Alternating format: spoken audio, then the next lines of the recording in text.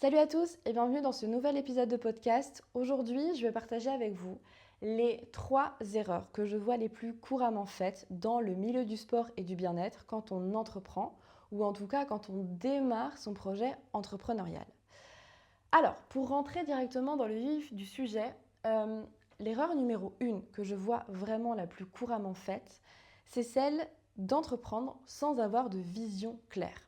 Alors, quand je parle de vision claire, je parle du fait en fait d'être très au clair sur où est-ce que tu veux aller au niveau du pro, au niveau du perso et le sens que tu mets derrière ça.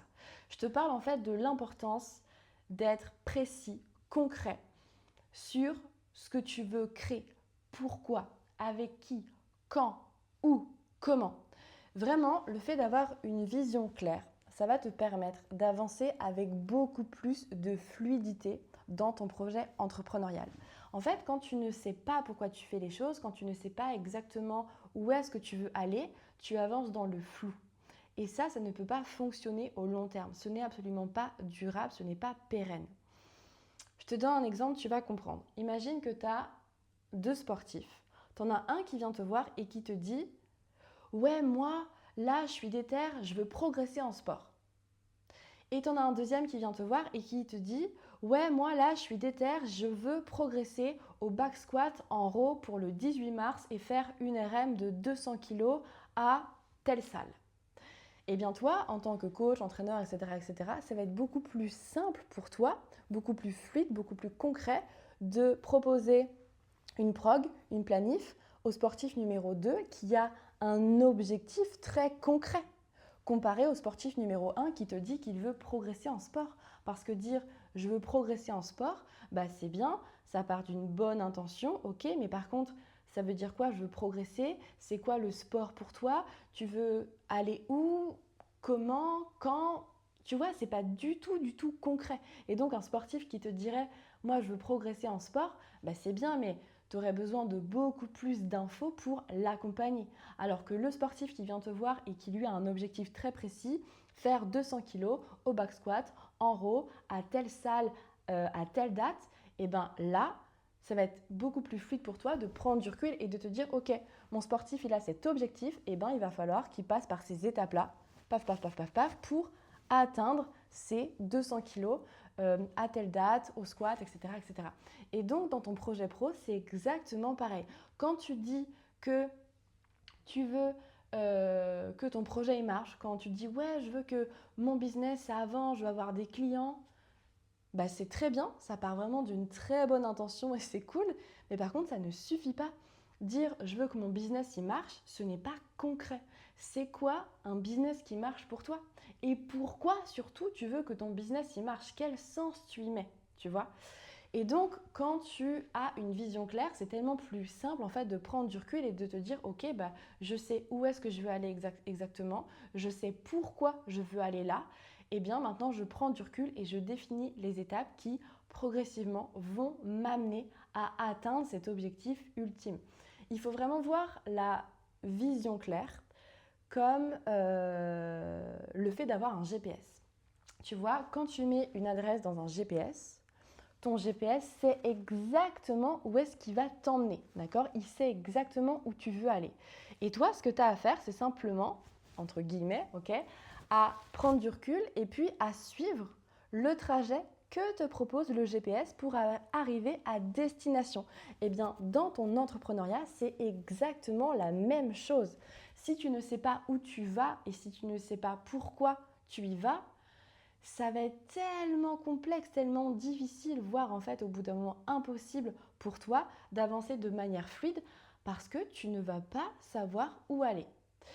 Et le fait de savoir également pourquoi tu veux aller à cette destination X, eh bien ça met vraiment du sens dans ton projet. Et quand tu entreprends, à un moment donné, tu es confronté à des freins, à des contraintes. Et c'est tellement difficile de faire face à ces contraintes-là, d'accord? C'est tellement difficile de mobiliser des ressources pour faire face à ces freins quand tu ne mets pas de sens dans ton projet.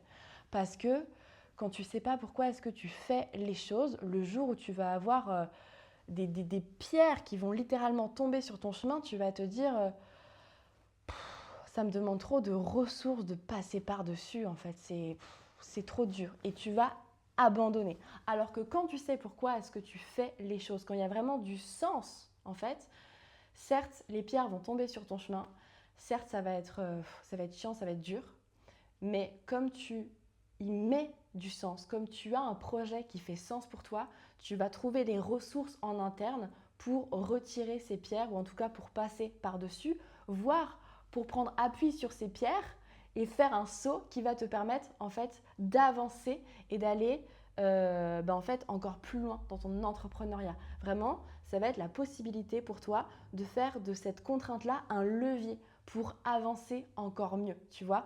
Mais ça, c'est parce que tu mobilises des ressources en interne qui vont te permettre ça. Et pour mobiliser ces ressources en interne, tu as besoin, d'accord, entre autres, de savoir pourquoi est-ce que tu fais les choses. Quand tu ne sais pas où est-ce que tu veux aller et pourquoi c'est important pour toi d'aller là, c'est très très très difficile d'avancer dans ton projet pro avec de la clarté, de la fluidité. Donc, si j'ai un conseil à te donner, dans la mesure où tu te lancerais dans ton projet entrepreneurial, c'est vraiment de prendre un vrai temps et de te dire, ok, dans ma vie pro, dans ma vie perso, qu'est-ce qui est littéralement important pour moi? Qu'est-ce qui fait sens pour moi? Et qu'est-ce que je veux créer au niveau du perso, au niveau du pro? Où est-ce que je veux aller exactement? Et pourquoi je veux aller là? Et quand tu arrives à mettre des mots sur ça, eh bien, ton projet pro prend tout de suite beaucoup plus de sens. D'accord? Donc, si j'ai un conseil à te donner, c'est vraiment celui-là. Prends du recul et demande-toi où est-ce que tu veux aller exactement dans le pro, dans le perso. Pourquoi faire ça? Pourquoi créer ça? Ça a du sens. Et là, tu vas pouvoir démarrer ton projet avec des fondations stables. D'accord? Parce que le fait d'avoir une vision claire, le fait de mettre du sens dans ce que tu crées, en fait, ça te permet d'établir les bases de ton business. Et un business ne peut pas être pérenne, ne peut pas être durable sur des bases instables, tu vois. Donc voilà pour le premier conseil que j'aurais à te donner quant au fait de ne pas faire cette erreur, ou en tout cas vraiment l'éviter au maximum, parce que pour moi, c'est vraiment la pire des erreurs que tu puisses faire quand tu te lances dans ton projet entrepreneurial. Ensuite, la deuxième erreur que je vois également la plus couramment faite, c'est celle de s'adresser à tout le monde. En fait, quand tu t'adresses à tout le monde, tu penses, en tout cas la majorité des gens que j'ai accompagnés et qui s'adressaient à tout le monde, ok, ils avaient un peu comme réflexion ce truc de plus je vais ouvrir mes offres, plus je vais ouvrir mes services, plus je vais m'adresser à un maximum de monde et plus du coup je vais maximiser mes chances de vendre. La réalité, c'est que dans la pratique, ça ne se passe pas exactement comme ça. Pourquoi? Parce que quand une personne vient te voir pour faire appel à tes services, d'accord, eh bien, elle a un besoin très précis, ok? Et pour acheter, ok, pour travailler avec toi, la personne va devoir te faire confiance, ok? Pour te faire confiance, elle a besoin, entre autres, de capter que tes services répondent à son besoin spécifique. Le souci, quand tu t'adresses à tout le monde, ok, donc quand tu proposes par exemple autant de la perte de poids, autant du yoga, de l'haltéro, de la réhab, du body, de la prise de masse, de la respi, voilà, quand tu proposes des choses extrêmement diverses, extrêmement larges, eh bien, la personne qui est confrontée à ça, donc ton prospect, ton potentiel client qui est confronté à ça, il va se dire, oula, attends, il propose quoi lui? Il propose autant un truc de bien-être, de respi, de yoga, qu'un truc d'haltéro, de force. Je comprends pas trop. Moi, je viens là pour être dans une bulle de bien-être, me sentir bien, relâcher le stress. Et ce coach-là, il propose ça, mais il propose aussi de la réhab, il propose aussi de l'haltéro, de la performance, du bodybuilding. Je comprends pas trop. Et là, la confiance ne va pas du tout s'établir, tu vois. Tu ne peux pas proposer des offres à des fleuristes, des boulangers, des taxidermistes et des médecins, tu vois. Ça ne sonne pas juste. Les gens qui vont tomber sur ça, ils vont se dire « What the fuck, qu'est-ce qu'ils proposent en fait ?» Et en fait, plus tu vas avoir une offre, un service large, plus tu vas t'adresser à un maximum de monde, eh bien, plus tu vas maximiser tes chances de ne pas vendre en fait. Parce que tu vas vraiment rompre, alors peut-être pas rompre, mais en tout cas, ça va être impossible pour toi de créer de la confiance avec le potentiel client que tu as en face de toi. Et donc, si j'ai un conseil à te donner, c'est vraiment de cibler. Si tu veux en savoir plus sur la cible, j'ai un épisode sur la chaîne qui parle de la cible, de pourquoi et de comment cibler. Donc, je t'invite à aller le voir si tu veux en savoir plus sur ce sujet. Mais en tout cas, conseil que j'ai à te donner, si aujourd'hui tu as du mal à vendre et que tu t'adresses à tout le monde, eh bien, c'est vraiment de prendre du recul et de te dire, ok, avec qui est-ce que j'ai envie de travailler ? Quel type d'individu j'ai envie d'accompagner, qu'est-ce qui me fait kiffer et dans quoi moi je suis bon, tu vois. Et quand tu as réponse à ces deux questions, avec qui est-ce que j'ai envie de travailler, avec qui est-ce que je prends plaisir à travailler et dans quoi je suis bon, eh bien ça te permet d'orienter un petit peu plus les personnes que tu vas cibler, ok. Mais vraiment, dis-toi bien que plus tu vas ouvrir tes offres, moins tu vas maximiser tes chances de vente. Et plus tu vas être ouvert, plus tu vas avoir du mal à vendre. Donc, erreur numéro 2, vraiment, c'est le fait de ne pas cibler. Et c'est une erreur qui est très, très, très souvent faite. Il faut absolument que tu cibles un minimum.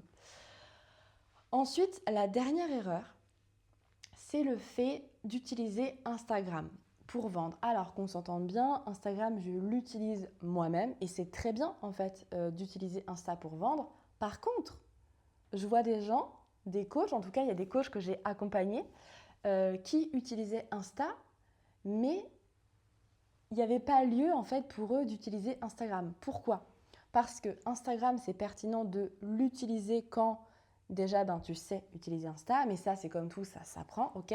Mais surtout Instagram, c'est pertinent de l'utiliser quand ta cible, elle est présente sur Instagram en fait.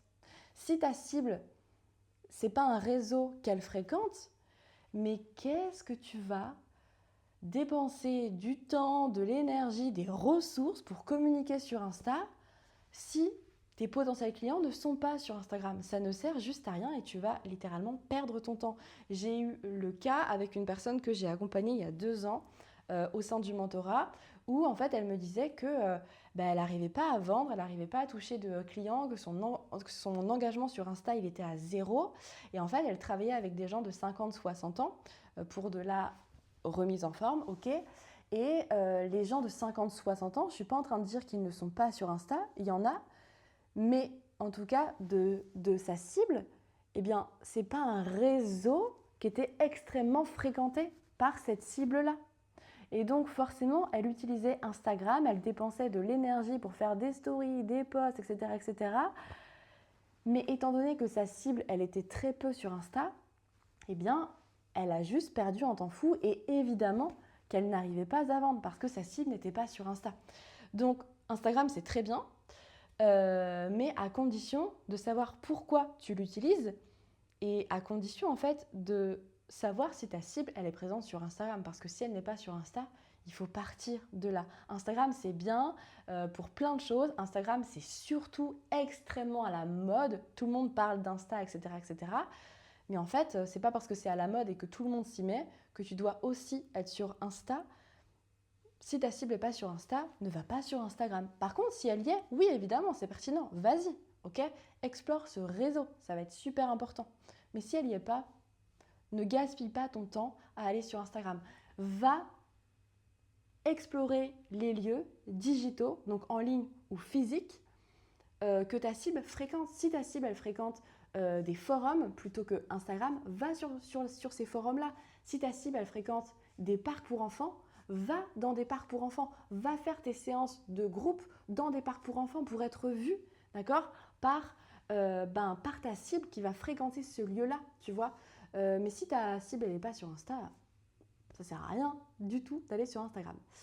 Donc voilà, c'est une erreur qui est très souvent faite parce que Instagram, c'est hyper mis sur le devant de la scène aujourd'hui. Et en fait, beaucoup de gens se ruent dessus sans prendre du recul et se dire, ok, pourquoi est-ce que j'utilise Instagram? Est-ce que ma cible, elle est dessus? Donc prends du recul et demande-toi si tu as lieu d'être sur Insta. Donc voilà pour les 3 erreurs les plus couramment faites dans le milieu du sport et du bien-être quand on entreprend. En tout cas, moi, des personnes que j'ai accompagnées depuis 3 ans dans l'entrepreneuriat, c'est vraiment ce que j'ai pu constater et c'est des erreurs que j'ai moi aussi faites.